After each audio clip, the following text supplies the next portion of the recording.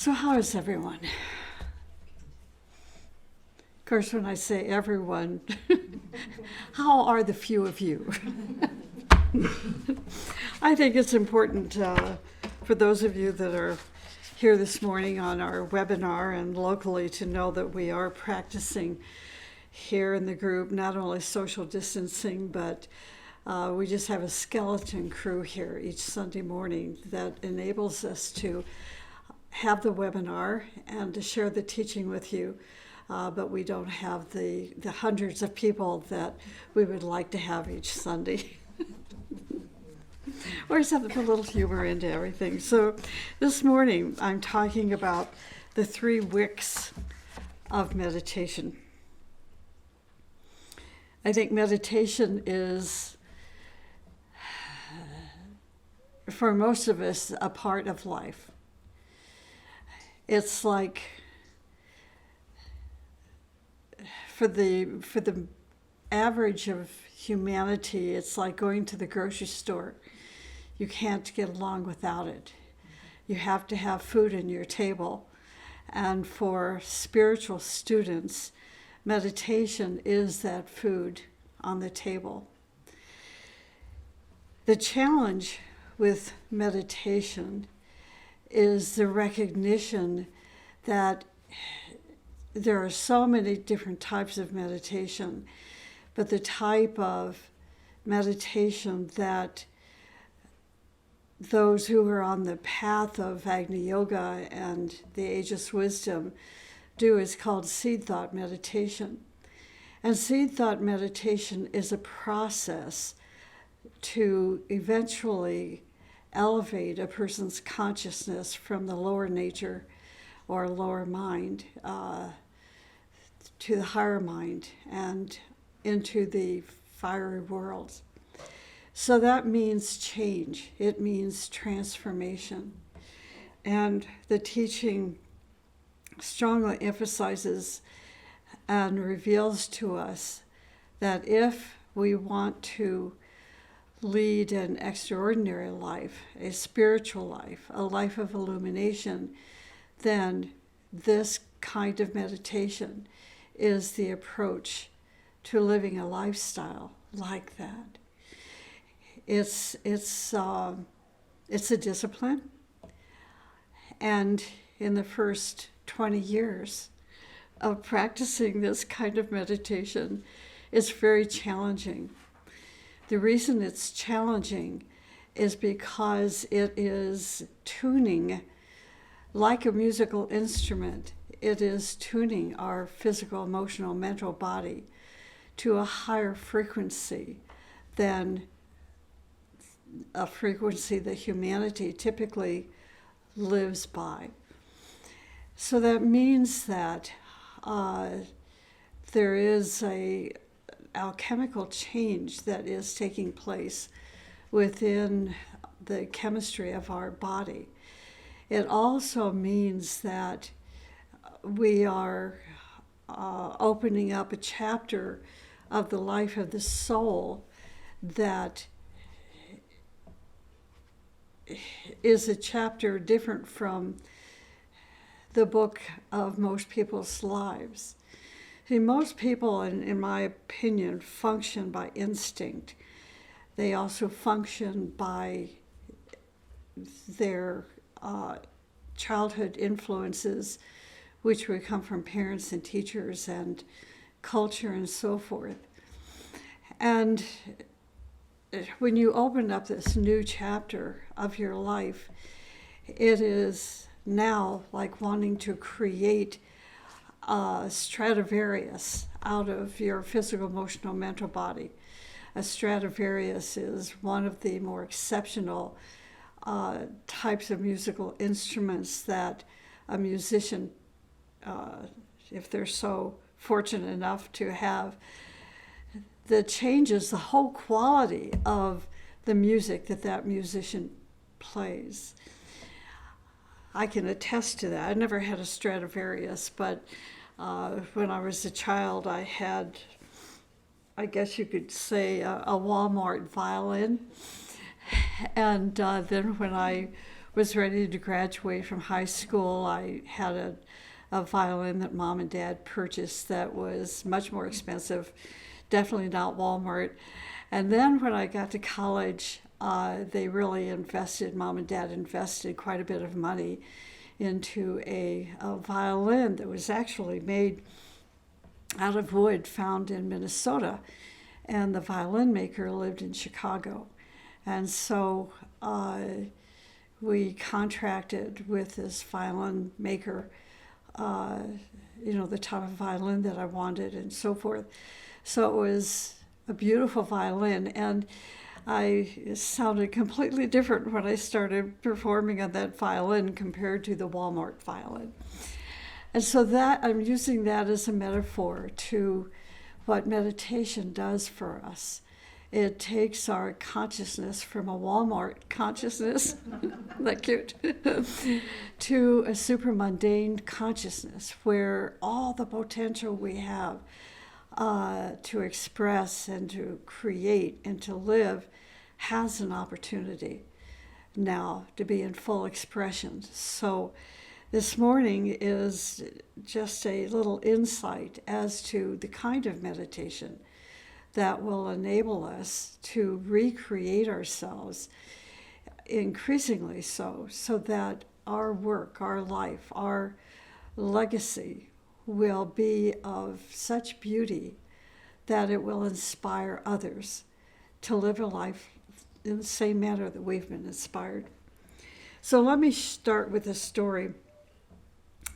A sage gave some insight to a small group of questioning meditation students, a wise old man. He said, as a child, I lived in a small town where many creative and influential people lived. He said that in that town there was an ancient sanctuary. Every morning it was almost full. The dignitaries of the village went there, entered silently, lit a candle, and meditated or prayed for 15 or 20 minutes.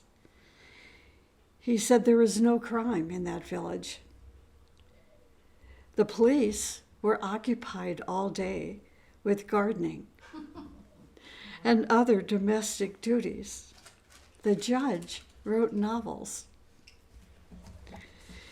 He went on to say, it is not places of gambling and prostitution or nightclubs that can transform a nation, but sanctuaries and ashrams that are charged by the fire of the higher worlds.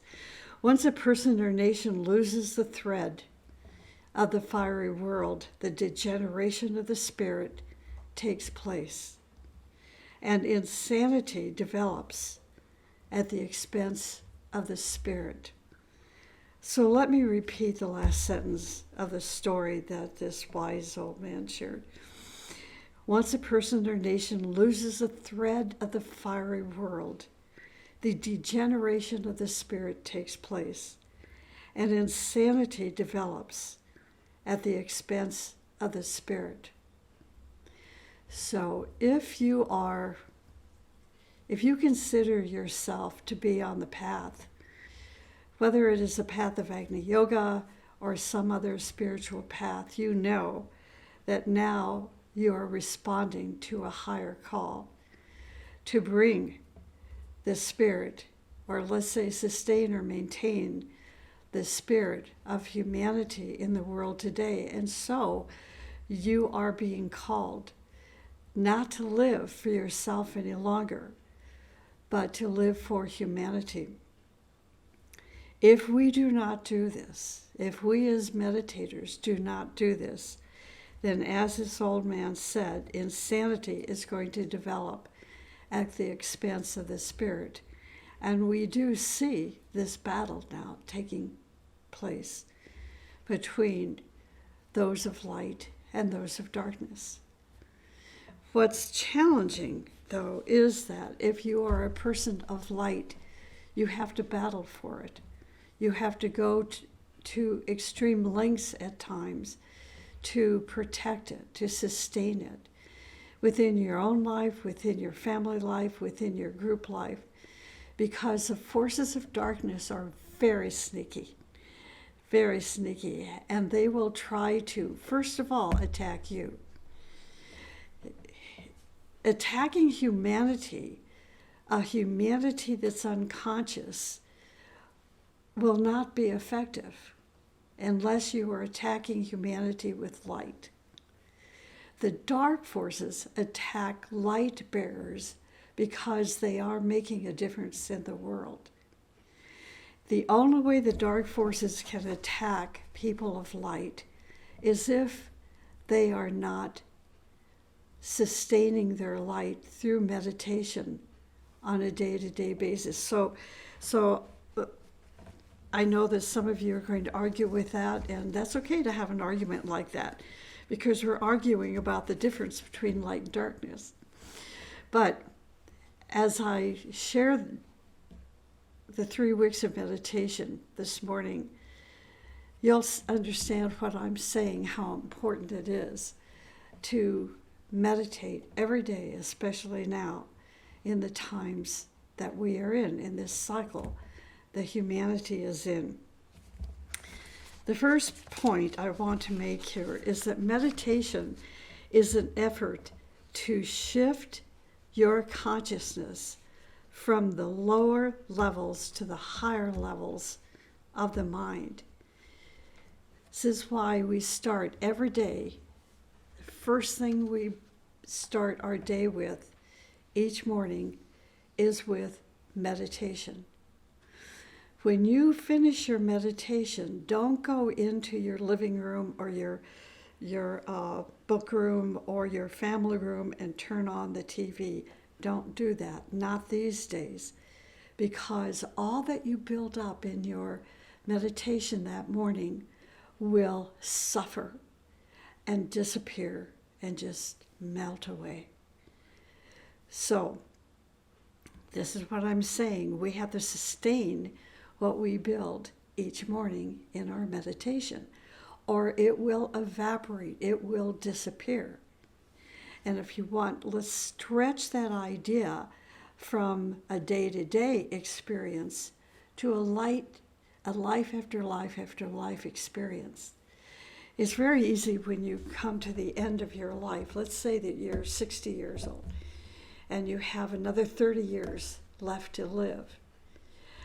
And you decide at the age of 60, look, I've meditated all my life. I know everything I need to know. I'm an illumined human being. Now I can just relax and do nothing with the rest of my life. Well, I know that seems kind of silly, It's like, really? But some people are doing that. Just don't be one of those people. Because when you come back into your next life, it will be increasingly difficult to start meditation and to bring that illumination back into your consciousness, because you can lose your illumination if you don't practice it. So again, meditation is an effort to shift your consciousness from lower levels to higher levels of the mind. Meditation in general starts at the concrete level of the mind. In general, it starts at the concrete level of the mind. That concrete level is known as the 4th level of the mind. Now, there are 7 levels of the mind, and every level has a name with it or an identity. Like the 4th level of the mind is the concrete mind. We start from the 7th to the 1st. So the 7th level of the mind is the lowest, and the 1st level of the mind is the highest. In general, meditation, when you begin meditation, you are starting at the concrete level, the 4th level of the mind. The 4th level, the concrete level, is where meditators stay for a very long time, feeling that they are doing right meditation. It is at this level of the mind where the person, the meditator in general, tries to analyze things, compare things, and find their relationship and qualities. But after a while, if you do not climb to the next level of the mind, the next level of the mind would be the third level of the mind, which is moving you into those higher levels, the third, second, and first levels of the mind. If they do not move into that third level of the mind, what happens is over time their thinking becomes mechanical. This meditator's thinking becomes mechanical, self-centered, or boring, and eventually or slowly they just stop their meditation. This is the deal. It is not easy to make a breakthrough from the fourth level of the mind to the third level of the mind. So it's a goal. It is a goal. And at the end of today's talk, I'm going to give you some exercises so that you can try it at home to help you reach that goal.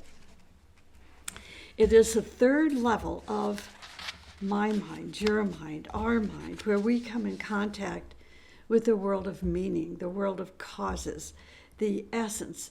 You are able to understand the essence of what you are meditating about. This morning I'm going to talk about the 3 wicks of the mind, which function during our meditation. Meditation is just like a burning flame in the mental body. Just think about this, it's the image that this is creating. That meditation is just like a burning flame in the mental body. It is the flame that has 3 wicks, and these 3 wicks absorb the fuel in the mental body. It absorbs the fuel in the mental body. 1 wick is rooted in our subconscious mind. Now again, you can use your imagination to think about a 3-wick candle, and that candle represents all 7 levels of your mental body. And that one of these wicks is rooted in the subconscious mind, which is the 7th, 6th, and 5th lower levels, the most dense levels of the concrete mind, and it makes up the subconscious. Another wick is rooted in your conscious mind, and as I said, the conscious mind is the 4th level of the mental body. So we have 1 wick that is rooted in the subconscious, the 7th, 6th, 5th.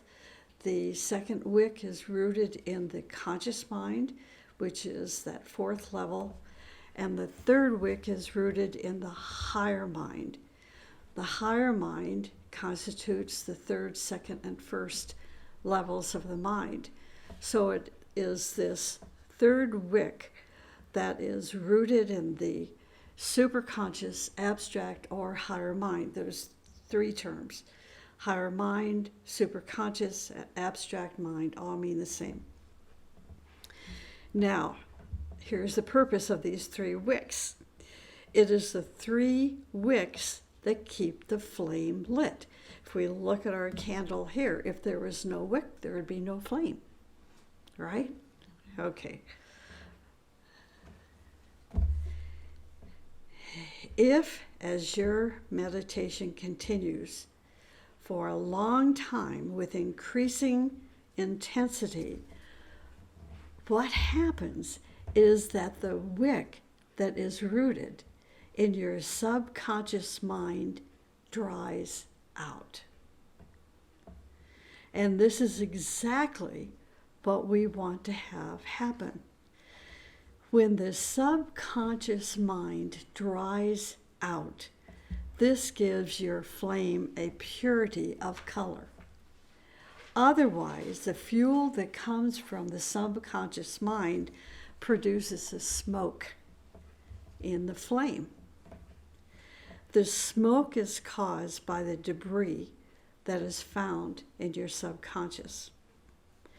The wick rooted in the conscious mind, not the subconscious, but the conscious mind, balances the fuel that's coming from the higher mind, and let's say it moderates it. And you'll understand what that means in a minute. So the wick rooted in the conscious mind balances the fuel that's coming in from the higher mind and moderates the flame. So again, to explain the process, the wick rooted in the abstract mind absorbs the pure oil of wisdom and intuitive ideas. As your meditation practice continues, the flame becomes brighter and brighter and begins to illuminate the whole realm of the mental body. Do you see how different this kind of approach to meditation differs from a relaxation meditation or all these other various lovely types of meditation that is a reflection of some kind of yoga, like hatha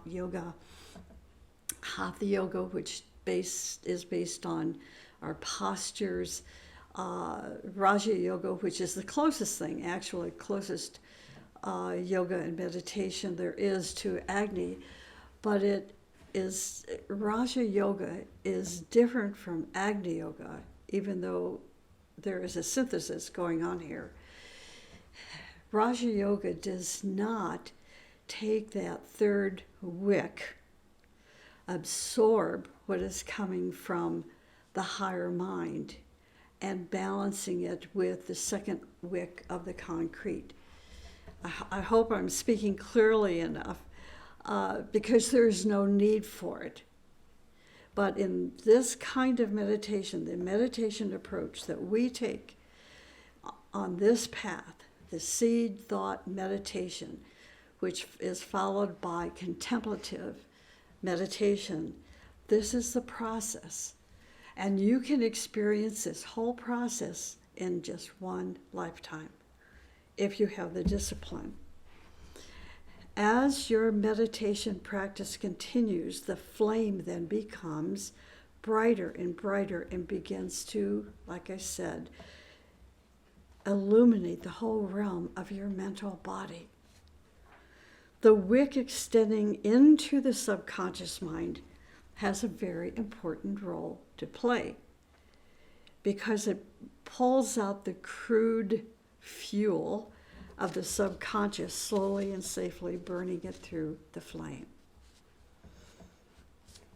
There are 7 categories that in essence describes the contents of your subconscious storage.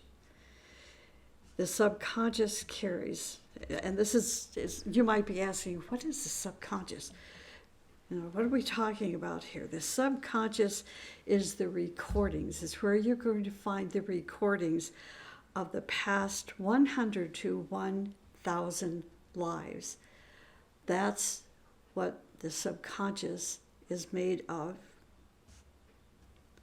So let me give you the 7 basic categories that the ageless wisdom tells us that is found in the subconscious. So here are the 7. Number 1, past pain, suffering, failure, and misdeeds. All of that is recorded from 100 to 1,000 lifetimes in the subconscious. Number 2, all thought forms of fear and jealousy and hatred and revenge and dishonesty and exploitation. 3, all recordings of disastrous events such as death, earthquakes, floods, hurricanes, fire, genocide, pandemics, murder, loss, and so on. Interesting. 4, all recordings of sinful actions, compressed or encapsulated tensions of blind urges and drives. 5, all recordings of denial, disrespect, and slander from the past. 6, all slanderous actions toward the teaching, prejudices, fanaticism, and ingratitude. And 7, all slanderous thoughts, feelings, and actions against your own essential divinity.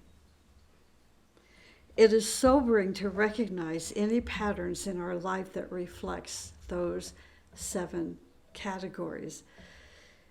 This is why practitioners of meditation practice the science of observation, so that we can observe any of these 7 essential activities that has been recorded in our subconscious, to see if that wick has totally dried up or that we still have the substance or the matter that has built these recordings for so many lifetimes. So this is how the subconscious mind is used. It is used by those whose minds are mostly confused by these 7 different categories, the content. The subconscious mind is used by men and women who are sunk in the subconscious mind, in the past, in negativity, and in darkness. For me, what is a bit shocking is to realize also that the subconscious mind can be used by astral entities who they themselves are loaded with the weight of their own subconscious minds. The subconscious can also be used by dark forces who are delighted to penetrate your subconscious mind and use the content to lead you to disaster, alongside those who are related to you. This is very important information for those of you who are striving in the path of perfection. By reviewing these 7 categories, you eventually will very clearly see how the contents of the subconscious can be used against every creative, constructive, beneficent action, and even against your own health and happiness. Oh, I'm so out of time. I'm at page 3 of page 8, so I'm going to try to move ahead a little faster here. But this is so important, if you are a practitioner of meditation, to encourage you to stay with your meditations. The dark forces re-stimulate many recordings of the past to such a degree that you can sense and hear, and in some cases even see these recordings. All events buried in the subconscious mind keep their sound and color, their motion, their intensity of feeling, and so on. When dark forces gain access to these recordings, they play them back like a audio or even a video recording. Most insanity in the world is caused by the flood of the subconscious, utilized intelligently by dark forces. People who are flooded by their subconscious mind can have a destructive effect on those who are on the verge of a breakdown. They stimulate the subconscious mind of others, and with a great or continuous shock, break the dams that are holding back the flood, protecting you, and thus causing devastation in your life and your environment. The subconscious storage remains in your mind for a long time and becomes the main source of your suffering and your pain and your failure and even, yes, your ill health. Sometimes it erupts like a volcano and floods your life, causing, or even the life of a country, which causes then devastation and destruction. Sometimes it leaks, and this is important to think about, sometimes it leaks continuously and hugely affects your thoughts and feelings and actions, leading you into a continuous failure and embarrassment. Psychologists and psychiatrists try to help such people through their education, through the education of the psychologist or psychiatrist and their degrees, but truly, from my experience and observation, it's almost useless, almost a useless effort to release and handle the subconscious flood safely. I think this is why we need more illumined psychiatrists and more illumined psychologists who have the knowledge of the teaching, who are practitioners of meditation, who are illumined, who function in that third level of the mental body and can understand and see the cause. They can then potentially and safely help that person, the one who is being so strongly influenced by their subconscious, or even under attack by astral entities and forces of darkness. That you see, at this point of time, the education of psychologists and psychiatrists will not allow for the recognition of even having astral entities, or will not allow and accept the knowledge of previous incarnations. But if that psychologist is a practitioner of the teaching and they have their own practice, see, then they're not bound to state law and school law. See what I'm saying? They can, in their own practice, go beyond the mundane law and safely help that person who is under attack. Sometimes the inner presence, your inner presence, tries to burn a certain amount of trash through your dreams. Churches use the methods of confession and repentance and renunciation, and all of this helps a little bit. But the safest method to clean up the subconscious is through scientific meditation that is regular and continuous. It is the scientific meditation that the crude oil is pulled up into the flame of the mind and safely burned. But as a meditator, you must have perseverance and regularity. Perseverance is like a flowing river. Regularity is like the rhythm of the river. Regularity is related to time and place. Meditation performed every day at the same time in the same place produces a far greater result than if it is performed every day in a different place and at a different time. Perseverance and regularity attract the attention of your higher self, or the attention of advanced disciples and great ones who are eager to help you and assist you to attain freedom from that subconscious mind. Higher beings function as a highly organized device. Isn't this interesting to think about? Higher beings function as a highly organized device. Every minute of their time is dedicated to service. One can create a rapport with them. You can create a rapport with them by sending regularly the signals of meditation. It is through meditation that a right atmosphere is created in your mind through which they can work and impress you, impress me, impress us in meditation. Perseverance and regularity is so important. In addition to the process of receiving help from the higher self, perseverance and regularity also creates a shield around you.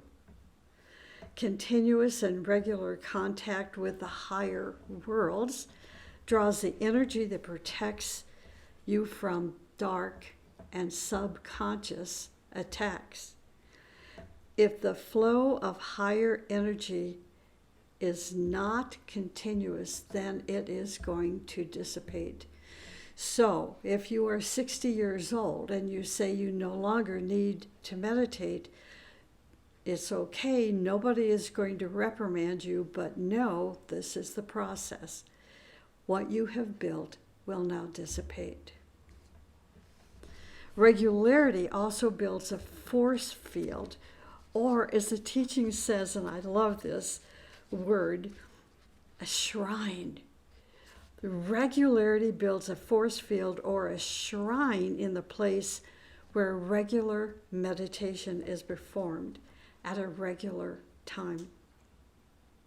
This electromagnetic force field is going to disappear or dissipate if it is not fed regularly with higher energies brought down through meditation. The force field turns into, listen to this force field that we're creating through regular meditation and perseverance then turns into a broadcasting station for both great ones and for the individual, the group who is meditating. Higher forces impress the mental body or the aura of the group or person through this force field, imparting great ideas, vision, and revelations to you through which your consciousness expands. See, this is why it's not called relaxation meditation. It is, this type of meditation is used through perseverance, through regularity, as a broadcasting by the one who meditates. So such a person, such a group, in the depth of their meditation is using the electric magnetic force field to radiate thoughts of, let's say, gratitude, revelation, and vision.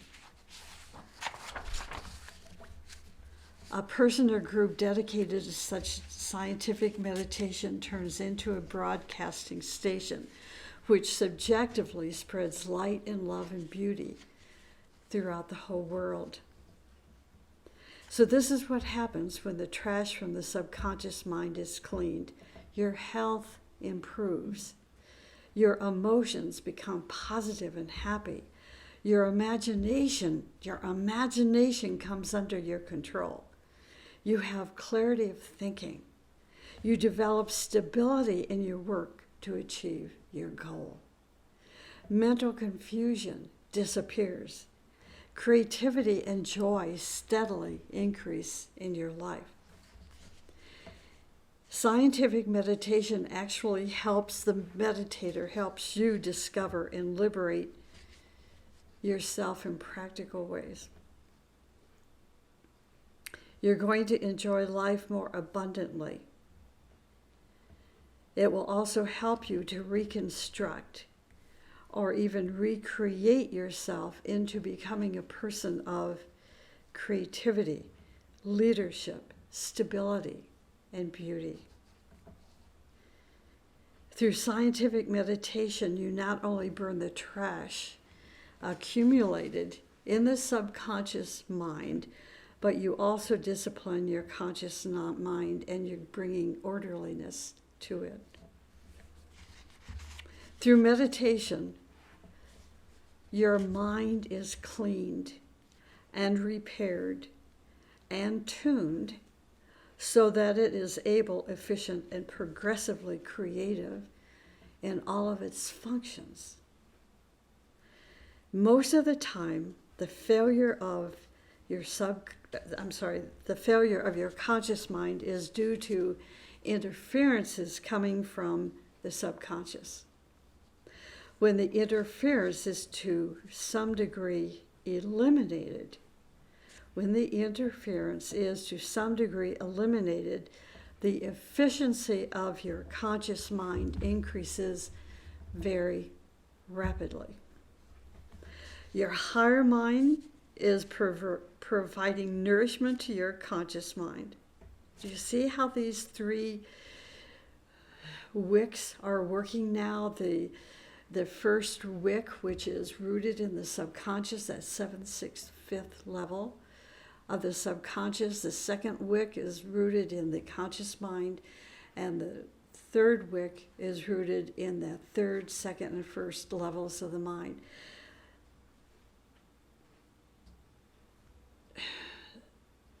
That third wick, we love that wick. The higher mind, through that wick, provides nourishment to our conscious mind. It gives our conscious mind vision and striving and ideas and revelations that now our conscious mind can use in its daily contact with the world to increase creativity, cooperation, leadership, and discovery. So we're going to run over about 5 minutes. I think the recording team know this. Without impressions coming from your higher mind, your conscious mind then becomes barren and eventually succumbs as a slave and becomes a servant of your subconscious mind. So, why do you want to learn scientific meditation? Scientific meditation is for those who want to minimize the suffering of humanity, to lead humanity to health and happiness and peace and prosperity, to bring freedom and a cooperative spirit to humanity, to help humanity strive toward higher states of consciousness, and to know that it's a possibility, it's a reality, and to establish contact with those who are a treasury of wisdom and power and glory, to help humanity organize the global life in such a way that each human being contributes to the symphony of human activity and creativity and achievement. To experience, truly experience the existence of the higher worlds and to actualize the Supreme Self in all living forms and in themselves. So scientific meditation has specific steps that must be climbed in order for you to reach deeper into the higher dimensions of your consciousness. So I said I would give you some exercises to try at home. And here they are. The first step with scientific meditation is concentration. Without concentration, you will not be able to take the next step. The next step is true meditation. So here are a couple of exercises for concentration, which is not only good for true meditation, but as you grow older, and some of us are, our mind and memories and advancing ideas are going to strengthen and not diminish. So here's the first exercise. You can begin counting backward from 100 without thinking of anything else. You can't start with saying 100. Yeah, this is great. 99. Oh, this is easy. 98. Oh, buggers. I have to start all over again. That's not it. It's counting backward from 100 without thinking of anything else. This is not that difficult, but it's not that easy. If you fail, repeat the exercise until you are successful. Another good exercise is to visualize yourself writing the letters of the alphabet on a blackboard or a whiteboard without wavering. You can go from A to Z or Z to A if you like. Visualize the white or blackboard. Take a piece of chalk and start writing. The next exercise is one that I was taught by my own spiritual teacher. It has a far-reaching effect on your health and mental powers. You empty a box of wooden matches onto a table and begin arranging them so that the match heads are placed in alternating up and down positions. Do this without thinking about anything else. If you can do this 3 times without thinking of anything else, you are ready for meditation.